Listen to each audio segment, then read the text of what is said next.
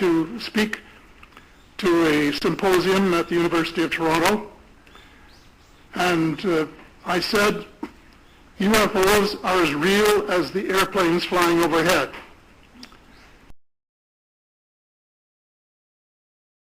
On Earth at this present time, and at least two of them probably working with the United States government. The other species that I learned about not too long ago was called the tall whites. To become spiritual beings and practice the one tenet that the world's major religions have in common, and that is the golden rule.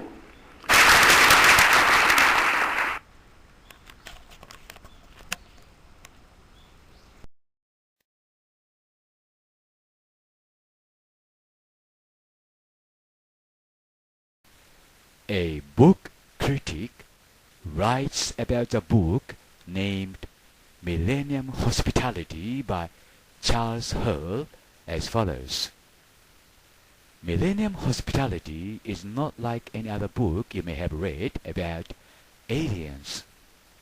You will find out many new things, such as the answer to the question, where do the children of aliens play?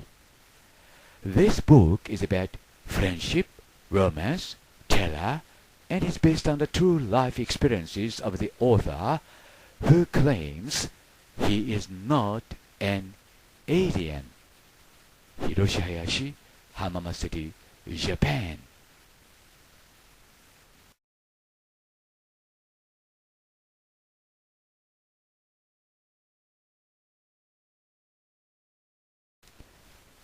トール・ホワイト、つまりノッポの白人と呼ばれるエイリアンの話。ノッポの白人 E.T. の際立った特徴。チャールズ・ホールは次のように記述している。つまりノッポの白人は身長が6から7フィート、つまり180から210センチの範囲にあり、大変痩せていてひ弱な感じであると。皮膚の色はチョークのように白い。ノッポの白人はいくつかの点で私たち人間とは肉体的に異なっているが、最も重要なことはノッポの白人はヒューマノイドであるということ。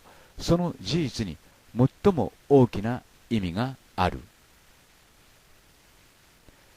彼らのライフスパンは人間のそれの約10倍である。ノッポの白人は私たち人間のように年を取らないが、約400年を過ぎたところでノッポの白人は第2の成長段階に入る。結果として身長は9フィート、2メートル80センチ前後になる。彼らはおよそ800歳で器官が故障し死を迎える。元生物学者によれば、外惑星人は私たち人間には似ていないと思われているが、それは自然環境、環境的変数、また多様な環境による無数の遺伝的要素の中で別個に進化するからである。一方、別の科学者は普遍的な要素があって、例えば人間にとって良いことは他のどの異星人にとっても良いことなので、皆似てくると主張している。UFO の世界で人間が遭遇した多くの ET たちは人間によく似た実態を持っているので、つまりそんなにも人間によく似ているので、互いに深いつながりがあるはずと考えられている。現在のケースはその一つということになる。ノッポの白人は全体として見れば人間とはよく似た体型をしている。つまり二足直立歩行をする脊椎動物である。例えば人間のような顔をしているなど、適切な衣服さえ着ればノッポの白人はラスベガスの街の中でも人間として歩くことができる。のっぽの白人は会話能力があるが、彼らの発声音は人間の耳に聞こえる周波数の外にある。言い換えると、私たち人間は彼らの声を聞くことはできない。普通に話すときは犬の吠え声か巻き場鳥、つまりヒバリのように聞こえるが、のっぽの白人の中には人間の声を真似し、人間と普通の会話をすることができるのもいる。また中には特別な人間の声を真似する者もいて、それがあまりにも上手なので、例えば電話で話したようなとき区別がつかないほどである。のっぽの白人はまた会話装置を持っていて、人間はその声を自分の頭の中で聞くことができる。それは短距離5から6フィート、約2メートルでしか作用しないし、その時人間の方はのっぽの白人に対して側面積、つまり側を向けなければならない。その装置は言語翻訳機としても働く。時々セットの仕方にもよるが、ホール氏が言うには、時にはのっぽの白人同士の会話があたかも互いに英語を話しているかのように聞こえたこともあるという。すでに述べたように、職員たちとの接触のような場合、混乱状態が起きることがあった。その時兵士が傷ついたり死ぬということもあった。のっぽの白人はしっかりと武装していて、些細な挑発でもそれが理由で人間を殺すことができる。のっぽの白人は人間よりも反応が早く素早く行動する。例えばのっぽの白人を脅かしたりすると、警告なしでその場で切られたり血を流したりするかもしれない。のっぽの白人はさらに鉛筆型の武器を持っていて、相手を失神させたり麻痺させたり催眠をかけたりする。あるいは人間に対してひどい痛みを起こしたりする。人間がのっぽの白人を困らせたり脅したり、あるいは彼らに危険行為をしたようなとき、のっぽの白人はそれをしばしば使う。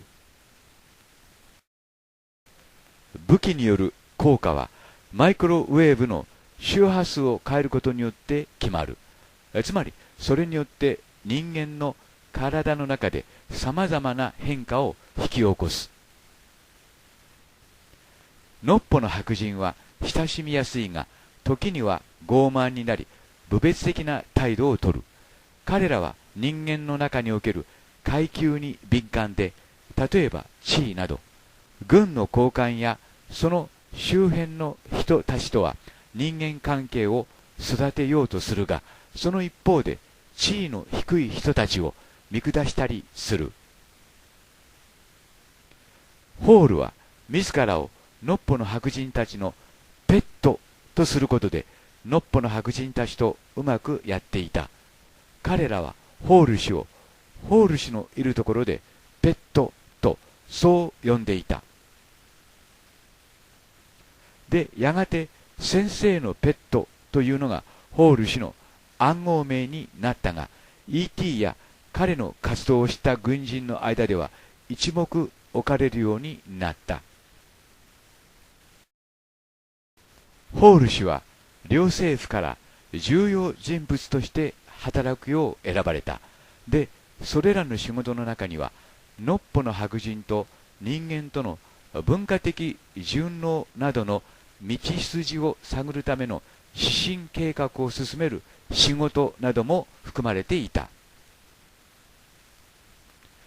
E.T. を見れば誰だってパニックになる傾向があり、また武器で E.T. を攻撃しようとするが、ホール氏はこの期間彼が示した稀なる勇気で表彰されている。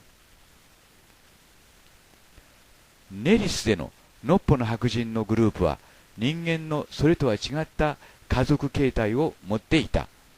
のっぽの白人はネリスで一緒に働いたり仕事をしている E.T. をおじ、いとこ、などの家族名を使って呼んでいた。ノッポの白人は子供の世話を大変しっかりとしていた。子供たちは成長し、藪の中で教育されていた。ノッポの白人はいわゆる私たちが管理と呼ぶ問題を抱えていた。ノッポの白人は彼らのペット、つまり人間を管理する必要を感じていて、ノッポの白人は私たちを管理しながら観察していた。外惑星との接触という人間にとっては夢のような話において、このようになるだろうということは多分誰も想像し得なかっただろう。彼らは全体的に見ると人間のためにというか、あまりにも私たち人間に似ている。それゆえにこの話の真実性を疑う原因となっている。このロジックに注意してほしい。この側面、つまりノッポの白人たちは、例えば私たちが家族と共にどこかの敵意のある地域に移住しているかのように行動するが、それについては議論する価値がある。つまり私が言いたいことは、オープンセチが他で書いていることをよく読み、いくつかの段階においてオープンセチの解決策と関係しているということ。オープンセチ、あとグランスを開くか、パラグライも検索してみてほしい。ノッポの白人の出身地。36光年離れたところにあるアルクトゥルスについて話したとき、聴衆がざわざわとした。しばらく間を置いて、年配の女性がかなり驚いた様子でこう聞いた。先生、チャーリーは私たちはどこから来たのか知っているのですかと。先生は次のように答えた。いや、確かなことはわかりません。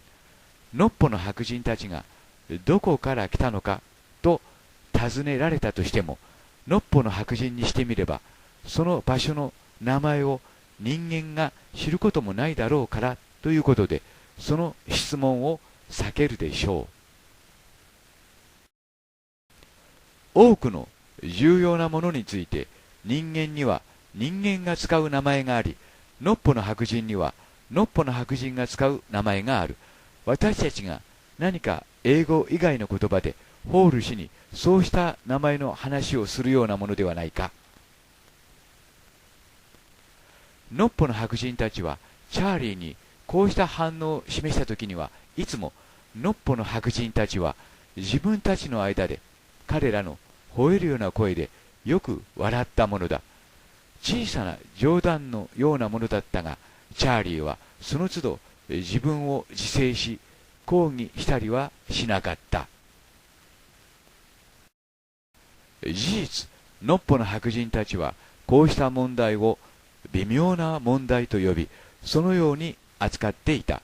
しかしホール氏はそれまでに培ったテレパシーのような感覚で、アルクトゥルスもしくはその近くのどこかは彼らにとっては極めて重要なところであることを感知することができた。彼らの究極的な故郷はどこか別のところにあるかもしれない。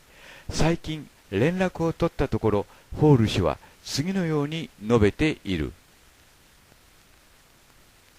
ノッポの白人たちがどこを故郷と呼んでいるかについて、それがどこか私は今まで考えることができなかったが、私の推測によれば、それは地球からおよそ105光年離れた星ではないかと思っている。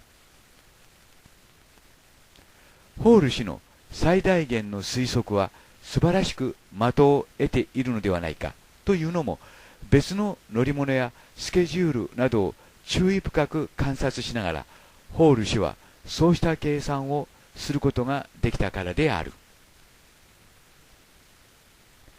現在の地球基地をいつ設置したかについては曖昧である。ホール氏が感じたところによれば、白人がやってくるのに先立ち、のっぽの白人たちはその場所をすでに知っていたようである。さらに言えば、のっぽの白人の中の一人は、マジソン大統領時代にここ、つまりインディアンスプリングスバリーへやってきたというようなことを暗示したという。しかし、ホール氏が見た感じでは、のっぽの白人たちの避難地や地下内部の部屋は、のっぽの白人のためにアメリカ合衆国政府が1950年代のいつか建設会社を使って作られたかのように見えたという。ホール氏は、のっぽの白人たちは地球をあたかもただの中継地のように、つまりのっぽの白人たちは地球を旅行ルートの中にある中継地のようなものとして使っていると信ずるようになったという。のっぽの白人たちは地球を自分たちの故郷ともっと別のある遠方の目的の間を行き来しなければならないが、そのためホール氏が言うように、私たちの太陽系は外宇宙の中ではその中央部に位置しているようだと述べている。私たちの太陽系から見た次の表は彼らの星を知るために役に立つかもしれない。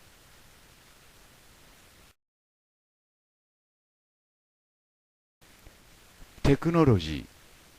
のっぽの白人たちは明らかに高度なテクノロジーを持っている。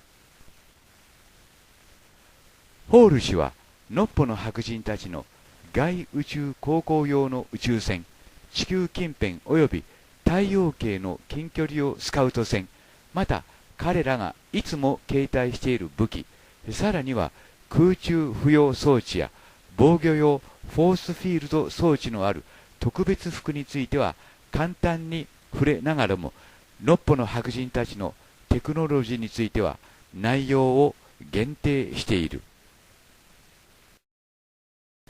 彼らの2種類の宇宙船については、私たちの団体、つまりミレニアム・ホスピタリティを通して配布されている。これらの内容はホール氏との連絡の中で、それらはおおよそ次の表に示されたようなものである。内容。ホール氏はスカウト船の内部、船の推進装置を垣間見ることができたが、それによればファイバーコイルのようなものが無数に巻きつけられていたという。彼が見たこれらのシステムからホール氏はその動力の物理的理論を発展させた。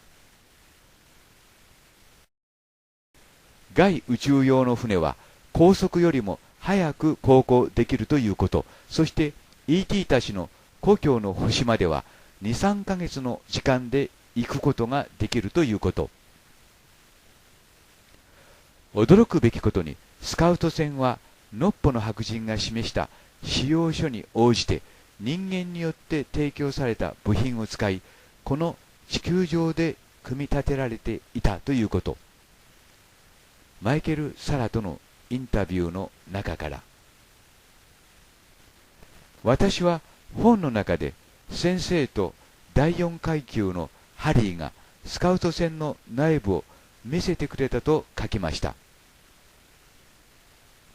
船内のシートや頭部用などの多くの部品は多くのアメリカの会社、例えばボーイングやロッキードのような会社によって据え付けられました。頭部用部品は明らかに取り外しができるもので、エアーストリーム社のような会社からのものでした。またのっぽの白人たちが着ているような衣服についてはセアーズ社やモントゴメリ・ワーズ・カタログ社から直接購入していました。が、それでもこれらの船は無重力状態で無質量航行ができ、超高速まで加速することができました。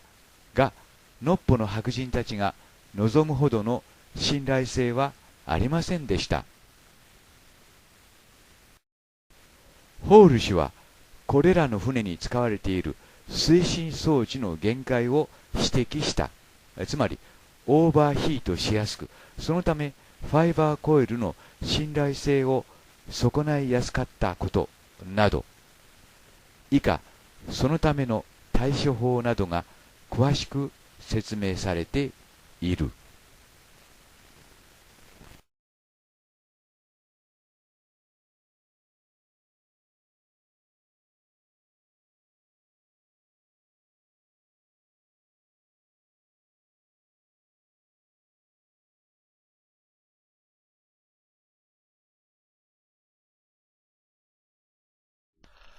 Hello, this is HiroshiHayashi, Hamama City, Japan. Tall white. Mr. Chris Grow introduced or showed two photographs or pictures of tall white in Japanese.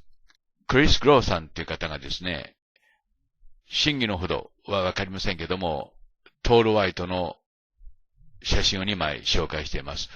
この人は性別はわからないそうです。男か女かわかりませんけども、トールホワイトだっていうんですね。で、メモを見ますと、外惑星人、extraterrestrial beings ですね。そしてノルディック、北欧系であると。身長は153から193で、人間よりは高いと。髪の毛はブロンドであると。顔は真っ白。チョークホワイトって言いますね。で、テレパシーで交信すると人間とはね。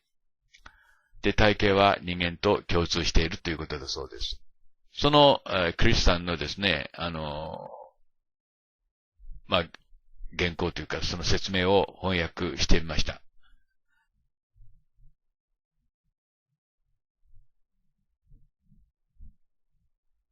で、現在、トールホワイトはアメリカ政府と仕事をしていると。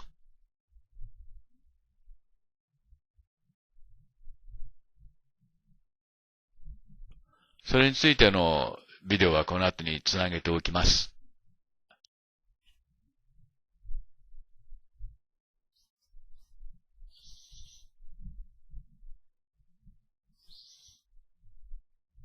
で、もう一枚の写真がこの写真なんですね。どういう風にして、どこで撮ったかわかりません。で、そこでですね、もう一回原点に帰って、ギリシャ彫刻っていうものを見ていますよね。ギリシャ彫刻っていうのは何度も証明しましたように、神々がですね、当時の、等身大で自分たちの姿を、3D プリンティングテクノロジーによって彫ったわけであります。つまり人間が人間を彫ったのではなくて、神々が神々自身を彫って、我々がね、記念撮影するように写真撮るように撮っていたということなんですよね。出ないというならこれは誰かという問題も出てくるわけです。そこでスウェーデン、いわゆるノーディック、北欧系のスウェーデン人という言葉が出てきましたので、北欧のスウェーデン人の、女性を、の写真を拾ってみました。これ北欧ノーディックの、私も、ある程度見慣れていますが、北欧系の人だということは、納得します。一方、ギリシャ人はどうかって言いますんですけど、ギリシャという国はもういろんな、民族が入れ替わり立ち替わり入ってますからね。しかしこのあたりがギリシャ人かな、トルコ人のうちも入っているだろうし、というようなことで、現在、いわゆるその、血の交流というか、が盛んに進んでますから、ギリシャ人というのは分からなくなってきているわけです。この女性なんかそうじゃないかと思うんですよね。で、一度比べてみますと、これが北欧系ノーディックの女性ですね。そしてこれが、ギリシャ系、トルコ系の顔が少し入ってるかなっていう感じです。で、ギリシャ彫刻がどちらに近いかってことなんですけども、先ほど言いましたように、ギリシャ人の顔、古代ギリシャ人の顔っていうのは分かりませんのでね。しかし、彫刻を見る限り、すでにもうギリシャ彫刻に表現されている顔は、明らかに北欧系の顔ですね。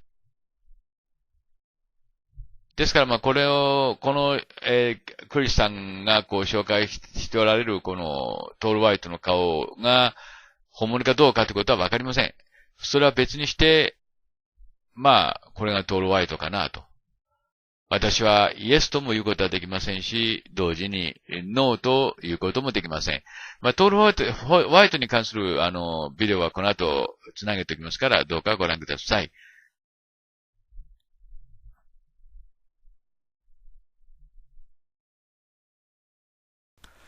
Hello, this is HiroshiHayashi, Hamamasuri, Japan.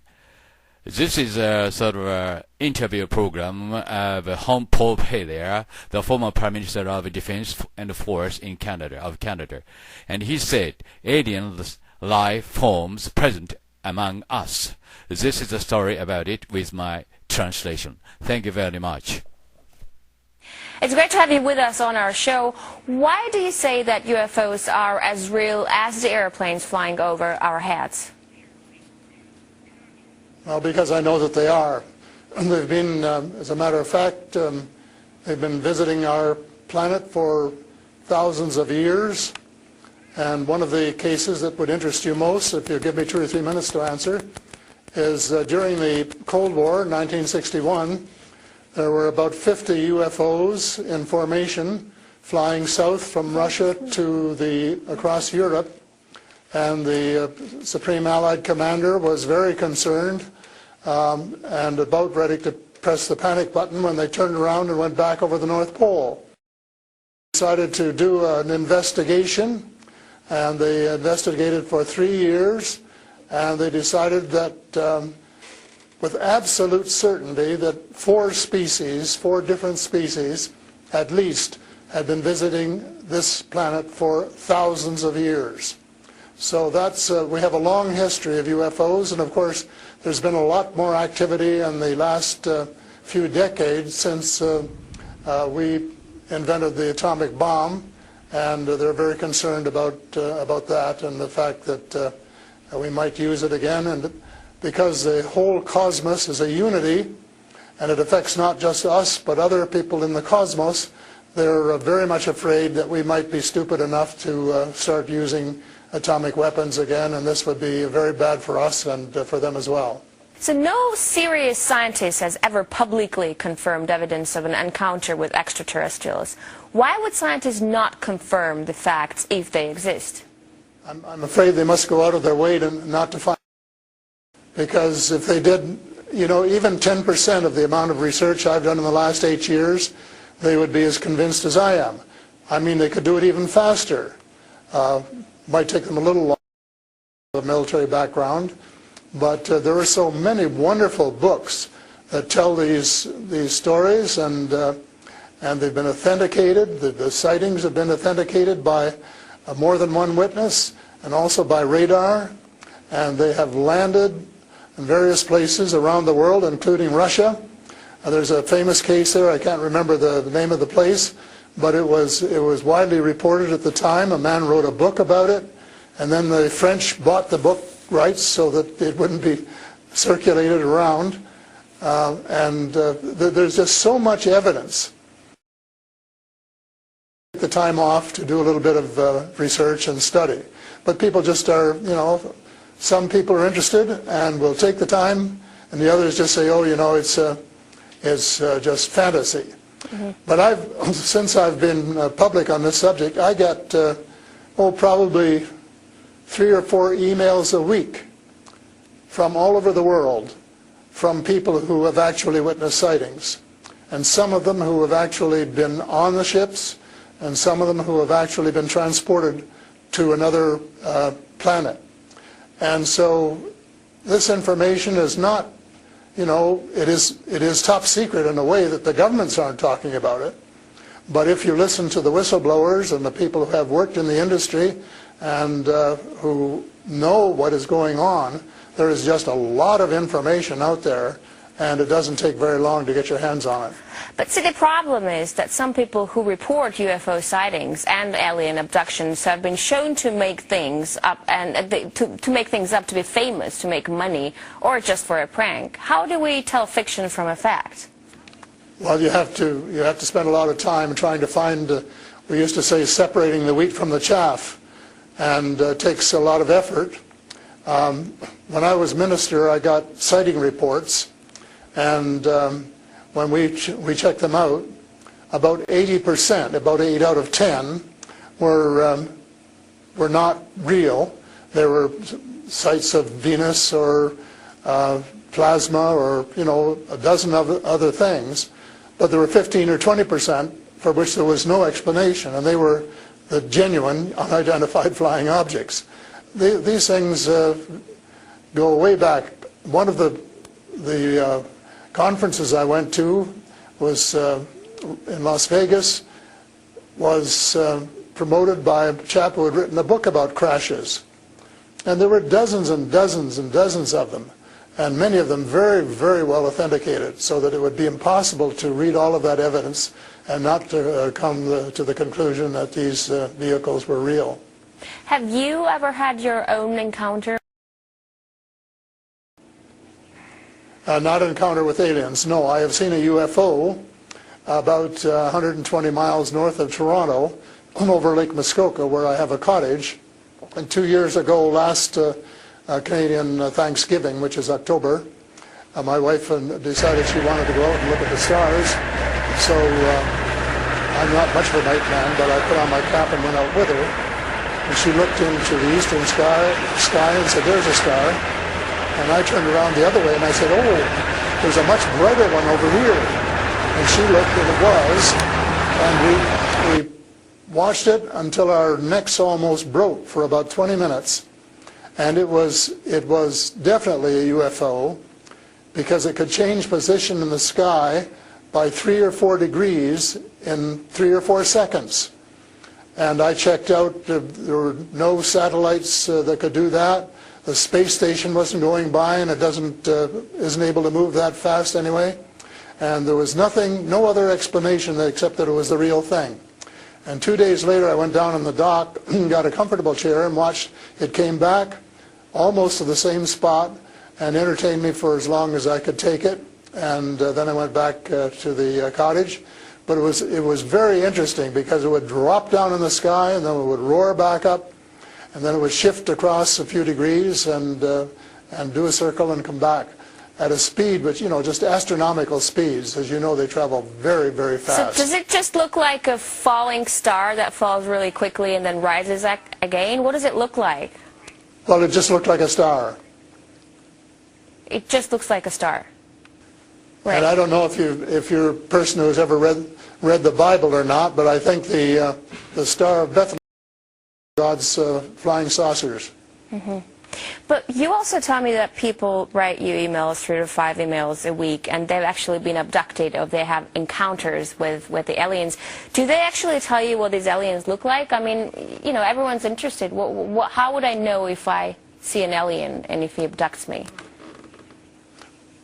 Well, the first question you have to ask is, how many species are there? And I used to think there were, between 2 and 12. And Apollo astronaut Edgar Mitchell, who came to Toronto a few years ago and had dinner with us, agreed that it was somewhere between 2 and 12. But the latest reports that I've been getting from various sources are that there are about 80 different species. And some of them look just like us, and they could walk down the street and you wouldn't know if you walked past one. And they're what we call the Nordic blondes, and also the tall whites, who were actually working with the United States Air Force in Nevada. They're able to get away with that. They had a couple of their ladies dressed as nuns went into Las Vegas to shop, and they weren't detected. And I have a friend who saw one of the men walking along the street, and somebody who would recognize that they were different, and he did. So there are those kind, and then there are the short grays, as they're called, and they're the ones that you see in most of the cartoons. Have very, very slim arms and legs, and they're very short, just a little over 5 feet, and they have a great big torso and a great big head and great big brown eyes. But they're different species, so you have to know that they're different species, and and know that they're all different. Mm-hmm. So one if you saw the short gray, if you saw the short grays, you'd certainly know that there was something up that you'd never seen before. But if you saw one of the Nordic blondes, well, you'd probably say, "Oh, I wonder if she's from Denmark or somewhere," you know. So this species that you're describing, are they all different in terms of nice and mean? Are some of them nice and benevolent? Are others nasty? Or how are they? Are they good to people on Earth, or are they here to harm them? Well, it's a difficult question to answer because they have different agendas. And maybe all of us on Earth should have the same agenda, but you couldn't say maybe that Russia and China and the United States all had the same agenda at every turn, because they don't. And I would say that nearly all are benign, they're benevolent, they want to help us. There may be one or two species which do not. And that's one of the things I'm investigating at the moment, is to see who they are and what they're up to and what their agendas really are. All right, we're talking to Paul Hellyer, former Canadian Minister of Defense, who says extraterrestrial life forms exist and are present on Earth. We'll talk more about what they are and why they're here after a short break. Stay with us. And we're back with Paul Hellyer, former Canadian Minister of Defense, to talk about extraterrestrial life forms. Great to have you back. So these extraterrestrial creatures, where did they come from and how did they get here to Earth? They come from various places. For a long while, I only knew about ones who came from different star systems. The Pleiades and Reta Reticula and several other star systems, but in the last few months I have met people who have made me aware of that there are some in our star system, and that there are actually extraterrestrials who live on a planet called Andromeda, which is one of the moons of Saturn, and that there are others on Venus and some on Mars, and that they may be interacting between themselves. I suspect that they are, because there is what of these people, and they have rules. For example, one of the rules is that they don't interfere in our affairs unless they're invited to. And that's one of the reasons probably that we haven't seen more of them until very recently. And so but what do you mean? There are a lot of people who want to interact with them. There are a lot of people who actually want to see them and know who they are. What, they need a special invitation to interact with us? What does it mean? They don't want to interfere into our affairs. They want to tell us how to run our affairs. They have accepted the fact this is our planet and that we have the right to run it, but they're very, very concerned. They don't think we're good stewards of our planet. We're not. We're clear-cutting our forests, and we're polluting our rivers and our lakes, and we're dumping sewage in the oceans, and we're doing all sorts of things which are not what good stewards of their homes should be doing. And they don't like that, and they've made it very clear. And as a matter of fact, they have given us a warning. How? And this has come from more than one source. How have they made it clear? What have they done? They have talked to people.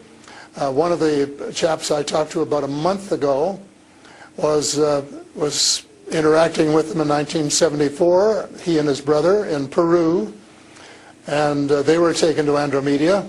Teleported, and they were told what the people there think, and that we're really wrecking our planet, and in fact that something dreadful is going to happen to it if we don't smarten up and change our ways. We spend too much time fighting each other, we spend too much money on military expenditures, and not enough on feeding the poor and looking after the homeless and the sick. And that we are polluting our waters and our air, and that we're playing around with these exotic weapons, thermonuclear weapons and atomic weapons, which have such a devastating effect both on our Earth and on other areas in the cosmos, and they don't like that. And that's the reason they would like to work with us to teach us better ways, but only, I think, with our consent. And they work through individuals, and they try and pick out individuals who won't be frightened to death of them, because they can give you quite a fright. One of the cases I'm familiar with was the tall whites in Nevada, where the United States Airmen working with them, were just frightened to death of them. And one, Charles Hall, rescued the daughter of one of the high-up people in the tall whites, and as a result became very good friends with the mother. And as soon as they could trust each other, they had a wonderful relationship. And he wrote a book about it. It's called Millennial Hospitality. Millennial Hospitality. And it tells you how you go through these stages of being scared out of your wits. But then when you establish a trust and a working relationship, why you can have the same relationship, same kind of relationship that you would have with someone here on Earth. But here's what I'm thinking. If you're outing their presence, which is clearly not what they want since they're hiding, why aren't they so afraid of, why aren't you afraid of repercussions? Because you're obviously stating that they're here among us, and you're telling me all the species that exist. That they are here among us, and I'm not afraid, because in most cases, as far as technology is concerned, they're light years ahead of us, and we have learned a lot of things from them. A lot of the things that we use today, we got from them, lead lights and microchips and Kevlar vests and all sorts of things that we got from their technology, and we could get a lot more too, especially in the fields of medicine and agriculture, if we would go about it peacefully. But I think maybe some of our people are more interested in getting their military technology, and I think that's wrong. I think that's wrong-headed, and that's one of the things that we're going to have to change, because we're going to have to work together. Talking about all of us, everywhere on the planet. You mentioned military technology and swapping technologies and barters between aliens and people in American government. I want to ask you, as a former Minister of Defense of Canada, is interstellar war a possibility? Should we be creating a Star Wars force to defend ourselves from possible invasion or something like that? Well, I think it's a possibility, but it's a possibility especially if we shoot down every UFO that comes in our airspace without asking who they are or what they want. And right from the beginning, we started scrambling planes and trying to shoot them down, but their technology was superior enough that we weren't able to get away with it. Certainly not for a long while. And during that period of time, they could have taken us over without any trouble if they'd wanted to. So I think we have to, rather than develop our own Star Wars, Earth Star Wars, to protect ourselves against them, that we should work with the benign species, who are the vast majority, and work together and rely largely on them, of course, and cooperate so that we would be contributing something at the same time. But I don't think there's any point in us developing a galactic force that would tempt us to go out on our own and get into mischief, which is one of the things I think some of them are concerned about. But what do you expect to happen if people start to believe in alien existence? Because things are definitely going to change. Our lives aren't going to be the same anymore. Well, I hope that's the case. I hope that's the case, and I'm all for full disclosure, and I'm going to push very hard for full disclosure in the book I'm writing, and to give some reasons for it, things that we really have to know and have a right to know, and that our future as a species, and here I mean all of the species in the world, are potentially at risk if we don't figure out what's going on and work together to try and make life more amenable for all of us. But it's And to work with our neighbors from other planets as well. But still, like, I'm thinking to myself, if they've been here for such a long time, as you say, and they're interested in helping humanity, as you say, why is our world such a mess? I mean, if you want to help someone, you just help someone. You don't wait for someone to invite you to help that someone, no? Well, I don't, you know, it's something that I think parents can sometimes say to their children, this is what you should do. But that doesn't mean the children are going to do it, does it? Because the cosmos is based on free choice.